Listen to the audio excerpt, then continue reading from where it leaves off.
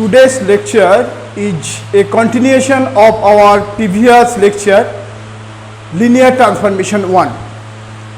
To understand today's lecture, you have to first watch our previous video, Linear Transformation 1. In this video, we finally prove the result, rank nullity theorem. In our lecture, we first prove a result using this theorem, and second theorem is the existence and uniqueness of linear transformation. And next we define composition of two linear transformation, and using this we define inverse of a linear transformation and define isomorphism, and finally we prove when two vector space will be isomorphic, the necessary and sufficient condition, the isomorphism of two vector spaces. Now we just state the last theorem of our previous video. Suppose V and W be two linear transformation over the same field F, and V is finite dimensional vector space, and T from V to W be a linear transformation. Then dimension cut T plus dimension image T is equal to dimension V. Now using this result, we now prove the result. If T is a linear transformation from V to W and dimension V is equal to dimension W, where V is a finite dimensional vector space, then W is also finite dimensional vector space, then T is 1 1 if and only T is onto. First we show that this implies this. We consider T is 1 1, then cut T consists of single vector theta. This implies dimension cut T is equal to 0. Now using this result, since dimension cut T is equal to 0, dimension image T is equal to dimension V.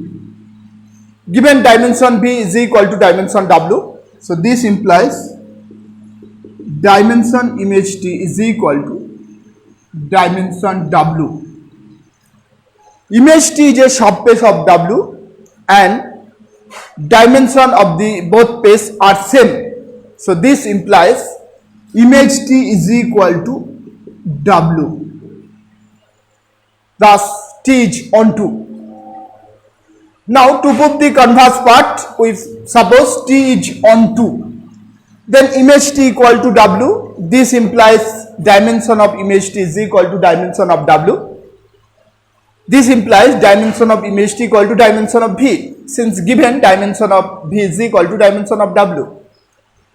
If we put this in this result, then we get dimension cut T is equal to 0, and this implies cut T is equal to singleton set theta, and this implies T is 1 1. T is 1 1. Now we prove the existence and uniqueness theorem of linear transformation.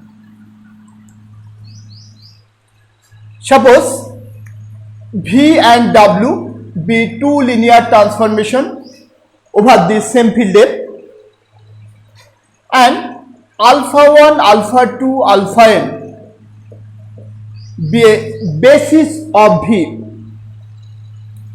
and suppose beta 1, beta 2, beta n be any n vectors of W, this is a basis of V, and this is any n vectors of W may not be distinct, then there exists a linear transformation V to W which transforms alpha I to beta I, that is T of alpha equal to beta I for 1 less than equal to I less than equal to n, and such linear transformation T is unique. First we show that this type of linear transformation exists, and second part we prove that T is unique. Now to define a linear transformation of this type, suppose alpha be any vector of V. Since this is a basis of V, each vector of V can be expressed as linear combination of alpha 1, alpha 2, alpha n in unique way. So suppose alpha is equal to a1 alpha 1 plus a2 alpha 2 plus up to an alpha n, where a1, a2, an are elements of F. We define T in such a way, if alpha is equal to this, then T of alpha is equal to a1 beta 1 plus a2 beta 2 plus dot dot an beta n. That is, we replace alpha I by beta I when we take T of alpha. We first show that T is linear transformation, that is T satisfies the two properties of linear transformation, namely T of alpha plus beta equal to T alpha plus T beta and T of C alpha equal to C T alpha for all alpha beta belongs to V, for all C belongs to F. Take any two vector alpha beta belongs to V. Suppose alpha is equal to this and beta is equal to b1 alpha 1 plus b2 alpha 2 up to dot dot bn alpha n, where b1 b2 bn are elements of F.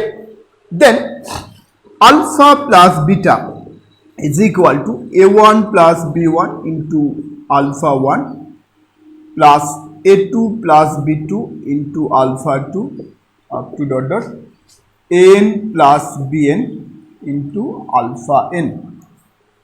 So by definition of T, we get T of alpha plus beta equal to a1 plus b1 into beta 1, a2 plus b2 into beta 2, an plus bn into beta n. Now using distributive as well as commutative property, we get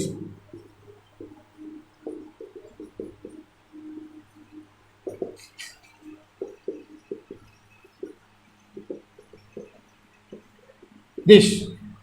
Now first part is T of alpha and this part is T of beta.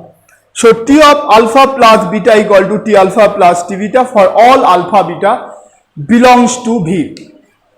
Now to prove the second properties of linear transformation, we just erase this. Now take any element C from F, then C alpha is equal to CA1 alpha 1 plus CA2 alpha 2 plus CAN alpha n. Then T of C alpha according to definition of T, this is equal to CA1 beta 1 plus CA2 beta 2 plus dot dot CAN beta n.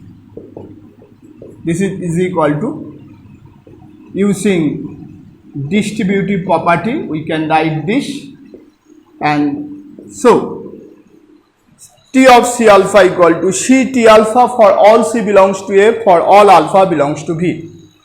That is, T satisfies the properties of linear transformation, so T is a linear transformation.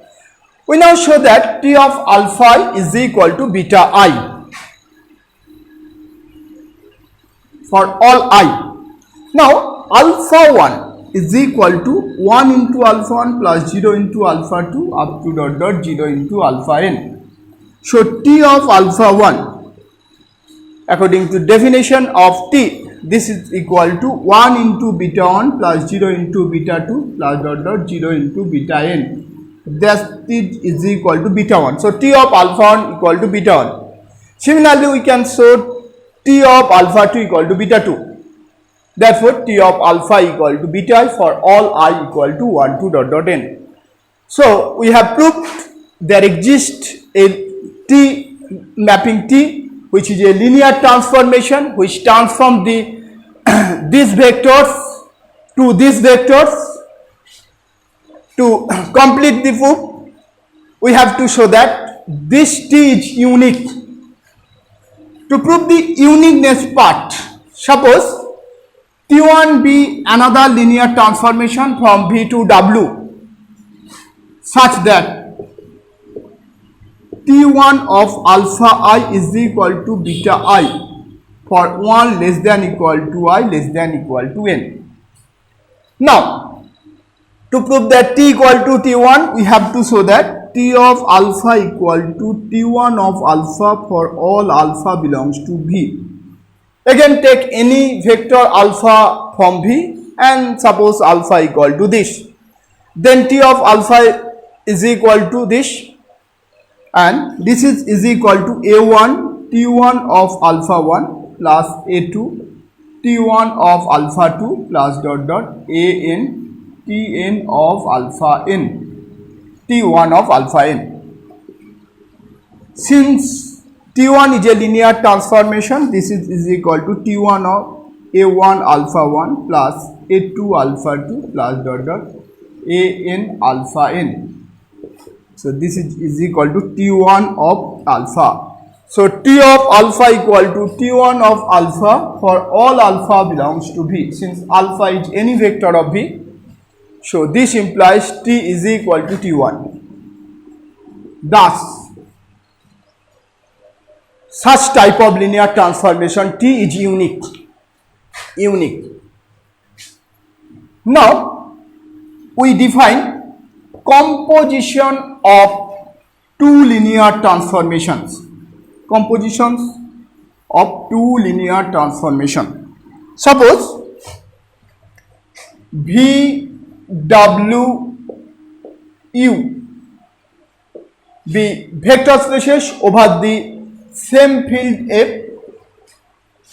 T is a linear transformation from V to W and S is a linear transformation from W to U.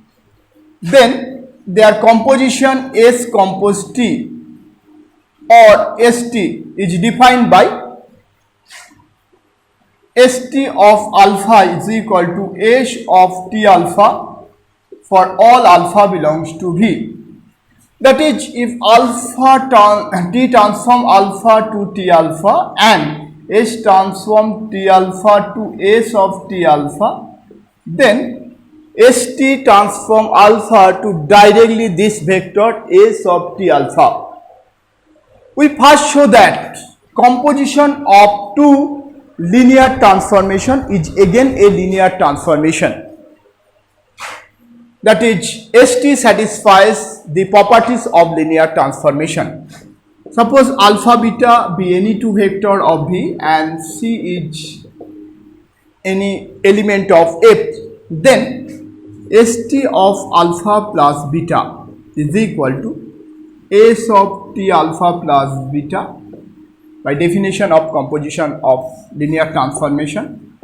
This is equal to this, since T is a linear transformation.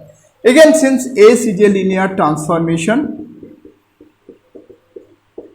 we can write this. Show by definition of composition of linear transformation, St of alpha plus beta equal to, we get St alpha plus St beta for all alpha beta belongs to V.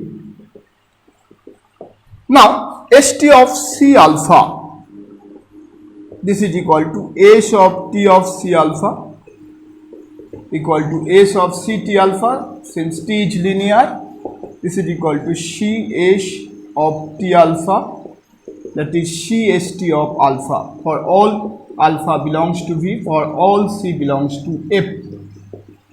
So ST satisfies the properties of linear transformation. So composition of two linear transformation is again a linear transformation. Now we define inverse of a linear transformation. Inverse of a linear transformation. Suppose T is a linear transformation from V to W. If there exists a mapping, say S from W to V, such that ST is equal to identity mapping on V, and TS is equal to identity mapping on W, then S is called inverse of T. S is called inverse of T. Just like the definition of inverse of a mapping. We know inverse of a mapping exists if and only inverse of T exists if and only T is bijective. In this case also inverse of linear transformation T exists if and only T is bijective mapping. Also, if inverse of a mapping exists, then this inverse is unique. Here also inverse of T is also unique. We denote inverse of T by T inverse. So here T inverse is equal to S. We now show that T inverse is also a linear transformation. We taking S is just a mapping. We now show that T inverse is also a linear transformation. Since T is bijective, so each element of V has unique image under the linear transformation T. So corresponding each element beta of W, there exists exactly one and only P image alpha under this linear transformation T. So using this P image, we have defined T inverse. So if T of alpha equal to beta, then T inverse of beta is equal to alpha. Since T is bijective, this T inverse exists. Now we show that T inverse is a linear transformation.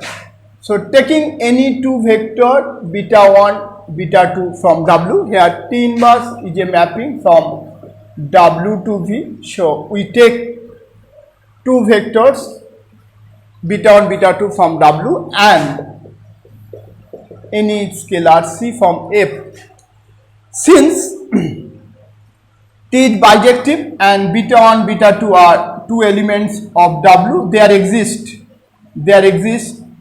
alpha and alpha 2 in V such that T of alpha 1 equal to beta 1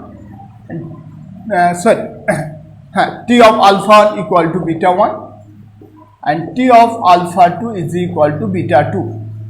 So T inverse of beta 1 is equal to alpha 1, T inverse beta 2 is equal to alpha 2.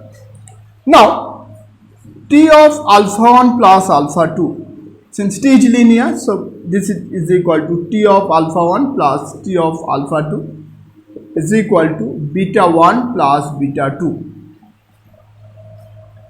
Here T transform the vector alpha 1 plus alpha 2 to beta 1 plus beta 2. So T inverse of beta 1 plus beta 2 is equal to alpha 1 plus alpha 2. this is equal to T inverse of beta 1 plus T inverse of beta 2. Also, T of C alpha 1 is equal to C T alpha 1 is equal to C beta 1. So, T inverse of C beta 1 is equal to C alpha 1 is equal to C T inverse of beta 1. So, T inverse satisfies both the properties of linear transformation. So, T inverse is also a linear transformation. So, inverse of a linear transformation exists if and only T is bijective. That is, there exists a bijective linear transformation from V to W. If T is bijective as well as T is linear transformation, then T is called an isomorphism. T is called isomorphism. And if there exists a isomorphism from a vector space V to another vector space W, then these two vector space V and W are called isomorphic. Now, we show when two vector spaces of finite dimension will be isomorphic. Our next result is the necessary sufficient condition when two vector spaces of finite dimension are isomorphic. Suppose V and W be vector spaces over the same field F, then we now show that V is isomorphic to W if and only dimension V is equal to dimension W. V is isomorphic to W if and only dimension V is equal to dimension W. Suppose V is isomorphic to W. V is isomorphic to W. Then there exists a isomorphism T from V to W. T from V to W. T is isomorphism, that is the linear transformation, as well as T is bijective. Since T is bijective, T is injective also. So, dimension cut T is equal to 0. T is injective. This implies cut T is equal to singleton set theta. So, dimension cut T is equal to 0. Also, since T is onto, image T is equal to W. Image T is equal to W. Now, by rank nullity theorem, dimension cut T plus dimension image T is equal to dimension V. Here dimension cut T equal to 0 and image T equal to W. So, putting this equal to 0 and image T equal to W, we get dimension W is equal to dimension V. So, first this implies this, we have proved. Now, we prove the converse part, that is dimension V is equal to dimension W. We now show that V is isomorphic to W. Suppose dimension V is equal to dimension W is equal to N. Then there exists basis of V as well as W consisting of N vectors. Suppose alpha 1, alpha 2 up to alpha N be a basis of V, and beta 1, beta 2 up to beta N be a basis of W. This is a basis of V and this is a basis of W. So, by existence and uniqueness theorem of linear transformation, there exists a linear transformation T from V to W such that T of alpha I is equal to beta I for 1 less than equal to I less than equal to N. Now, this set is a basis of V, so this is a generating set of V. So, this set must be generates image T, that is linear span of beta 1, beta 2 dot dot beta N is equal to image T. Since this is a generating set of V, this is a generating set of image of T. Now, this is a basis of W. So, this is a generating set all of W also. So, this implies W is equal to image T. W is equal to image T. Now, by using rank nullity theorem, we get dimension cut T plus dimension image T is equal to dimension V. We have proved W is equal to image T. W is equal to image T. So, dimension cut T plus dimension W is equal to dimension V. Here we consider dimension V equal to dimension W equal to N. So, this implies dimension cut T is equal to 0. That is, cut T consists of only the null vector of V, and this implies T is injective.